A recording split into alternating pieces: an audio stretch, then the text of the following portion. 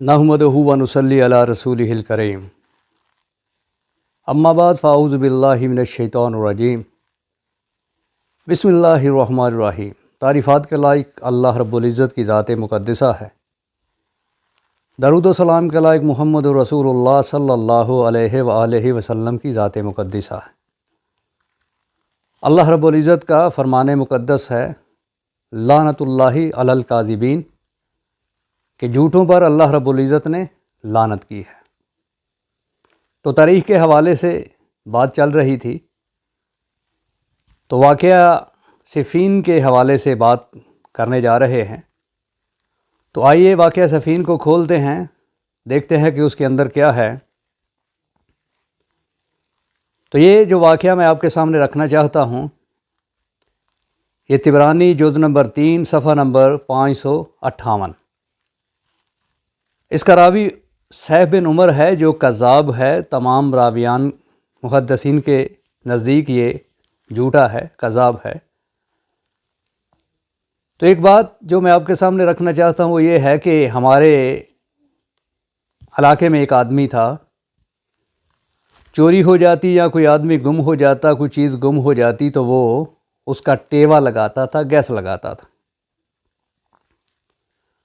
نام اس کا تھا غلام رسول، اور اس کو جو مشہور تھا جس لقب سے، وہ تھا سولا چوٹھا۔ ہے یہ جھوٹا، سبھی مانتے ہیں کہ یہ جھوٹا ہے، لیکن اپنی پریشانی، اپنی کھوئی ہوئی چیز، اپنی گمشدہ کوئی آدمی، وہ ڈھونڈنے کے لیے اس کے پاس جاتے تھے۔ اس کو جھوٹا مانتے ہیں، لیکن اسی کے پاس جا رہے ہیں۔ تو یہی حال تاریخ کا ہے کہ صہیب بن عمر جو ہے یہ کذاب ہے، طبرانی کی روایت ہے، لیکن انہی سے ہم روایات جو ہیں وہ پیش کرتے ہیں۔ تو پس منظر کیا ہے واقعہ صفین کا، جو افسانہ ہے، جو ناول ہے، اس کا پس منظر یہ ہے کہ عمرو بن العاص رضی اللہ تعالیٰ عنہ، ان کے بارے میں کہا جاتا ہے کہ جب عثمان غنی رضی اللہ تعالیٰ عنہ کو گھیرے میں لے لیا گیا، تو انہوں نے مدینہ کو چھوڑ کر شام کو اختیار کر لیا، اور جانے سے پہلے ایک بات کہی اور کہا کہ اے لوگو، جو عثمان غنی رضی اللہ تعالیٰ عنہ کو گھیرے میں لے لیا گیا ہے، تو جو ان کی مدد نہیں کر سکتا، ان کے ہوتے ہوئے اگر عثمان غنی رضی اللہ تعالیٰ عنہ کو شہید کر دیا گیا تو ان پر ذلت جو ہے وہ مسلط کر دی جائے گی۔ لہذا عمرو بن العاص اپنے بیٹے عبداللہ، اپنے بیٹے محمد اور بہت سارے صحابہ کے ساتھ مدینہ چھوڑ گئے۔ یہ 558 صفحہ پر یہ لکھا ہوا ہے۔ اس کے بعد ایک اور روایت ہے 559 صفحہ پر جو لکھا گیا ہے، وہ یہ ہے کہ عمرو بن العاص وادی صبا میں چلے گئے۔ ایک صفحے کا فرق ہے، پہلے لکھا گیا کہاں گئے، شام چلے گئے، اور اب یہاں یہ لکھا ہوا ہے کہ وادی صبا میں چلے گئے۔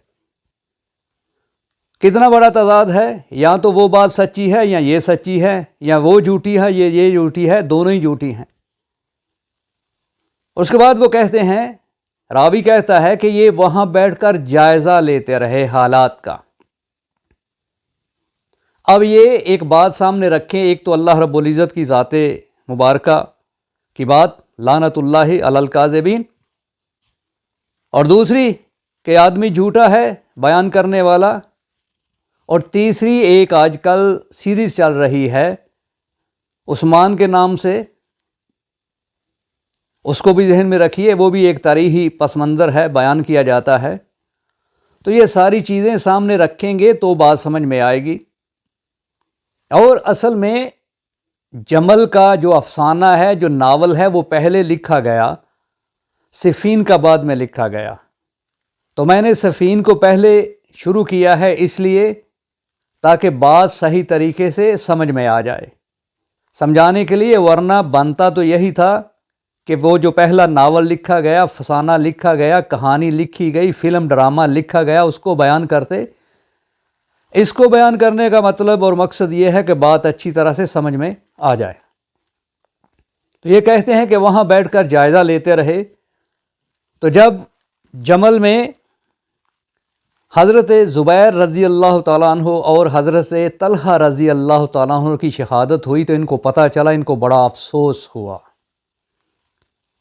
پھر یہ واپس آئے اور آ کر ان کو ایک شخص نے کہا کہ آپ امیر معاویہ رضی اللہ تعالیٰ عنہ کے پاس چلے جائیں، انہوں نے حضرت علی رضی اللہ تعالیٰ عنہ کی بیعت کرنے سے انکار کر دیا ہے، وہ ان سے بیعت نہیں کر رہے، آپ ان کے پاس چلے جائیں، اس لیے کہ وہ حضرت عثمان رضی اللہ تعالیٰ عنہ کی شہادت کو بہت زیادہ اہمیت دے رہے ہیں اور ان کے قصاص کا مطالبہ کر رہے ہیں۔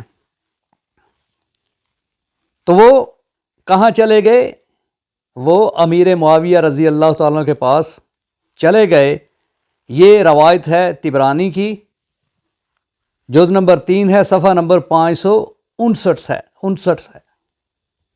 پہلے بات کیا تھی کہ وہ کہاں چلے گئے؟ شام چلے گئے۔ پھر بات آئی وادی صبا میں چلے گئے۔ اب یہ کہہ رہے ہیں کہ وہ کہاں چلے گئے؟ وہ امیر معاویہ رضی اللہ تعالیٰ عنہ کے پاس چلے گئے۔ تو کتنا تضاد ہے؟ یہ 3 باتیں ہیں جن میں یہ تضاد آ رہا ہے۔ تو یہ اب انٹری ہو رہی ہے صفین میں، جیسے آپ نے دیکھا کرلس عثمان کے اندر وہ لڑ رہا ہے یہودیوں کے ساتھ، تو منگول آ جاتے ہیں، ادھر سے منگول آ گئے، ادھر سے بازنطینی آ گئے، ادھر سے کوئی اپنا جو ہے وہ بغاوت پہ اتر کر آ گیا۔ تو یہ کہانی کو بنانے کا، ڈرامے کو، ناول کو دلچسپ بنانے کا یہ ایک منظر ہے۔ تو یہ حقیقت میں تو یہ بات نہیں ہو سکتی کہ ایک آدمی ایک ہی وقت میں 3-4 جگہوں پہ چلا جائے، پہلے شام کی بات کرے، پھر وادی صبا کی بات کرے، پھر کہے کہ امیر معاویہ کے پاس چلے جاؤ، اور اس کا راوی جو ہے وہ بھی محمد بن عمر واقدی ہے۔ محدثین کے نزدیک یہ بھی جھوٹا ہے، کذاب ہے۔ اس کے بعد کیا ہوتا ہے؟ عمرو بن العاص رضی اللہ تعالیٰ عنہ، اب آپ دیکھیے وہاں پہلی بات کہ اسے کسی نے کہا کہ چلے جاؤ امیر معاویہ کے پاس، پہلے وہ خود چلے گئے، اب اس کو کسی نے کہا کہ امیر معاویہ کے پاس چلے جاؤ۔ اب عمرو بن العاص رضی اللہ تعالیٰ عنہ کو ان کے بیٹے عبداللہ نے کہا، کہاں جاؤ؟ امیر معاویہ کے پاس چلے جاؤ۔ یہ صرف ناول میں ہو سکتا ہے، کہانی میں ہو سکتا ہے، قصوں میں ہو سکتا ہے، افسانوں میں ہو سکتا ہے، حقیقت میں ایسا نہیں ہو سکتا۔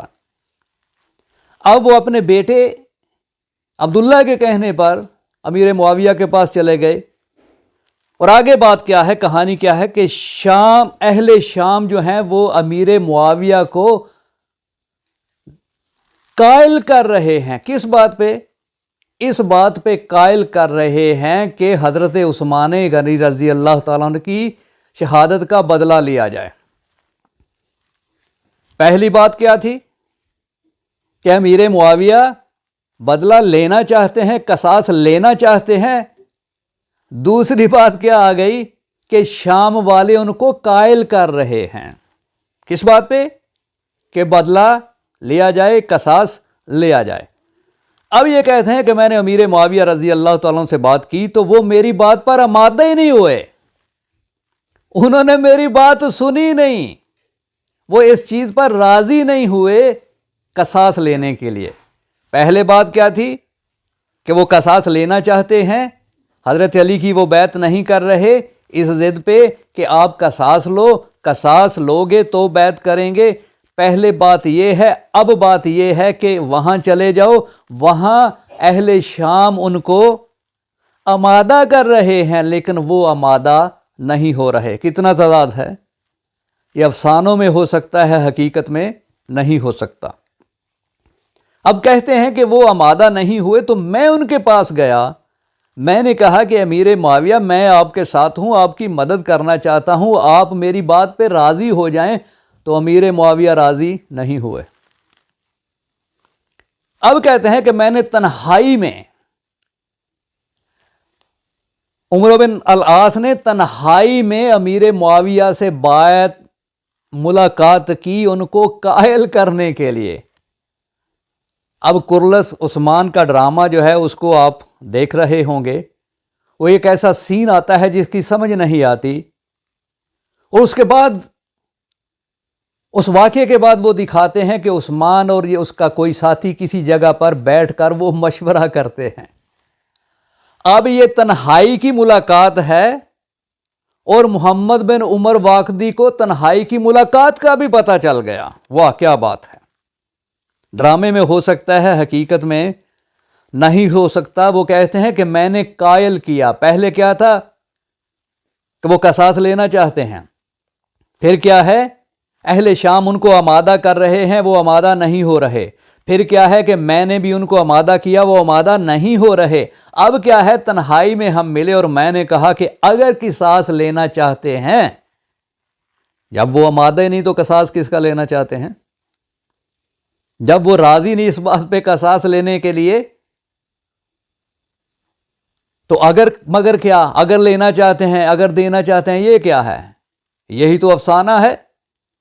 تو کہا کہ میں نے کہا کہ جن سے اگر قصاص لینا ہے تو اس سے پہلے حضرت علی رضی اللہ تعالیٰ عنہ سے ٹکرانا پڑے گا، ان سے لڑائی کرنی پڑے گی، جنگ کرنی پڑے گی، لیکن یہ قرابت میں، اہل بیت میں رسول اللہ صلی اللہ علیہ وآلہ وسلم سے زیادہ قریب ہیں، لیکن ہم نے دنیا کو اختیار کیا ہے۔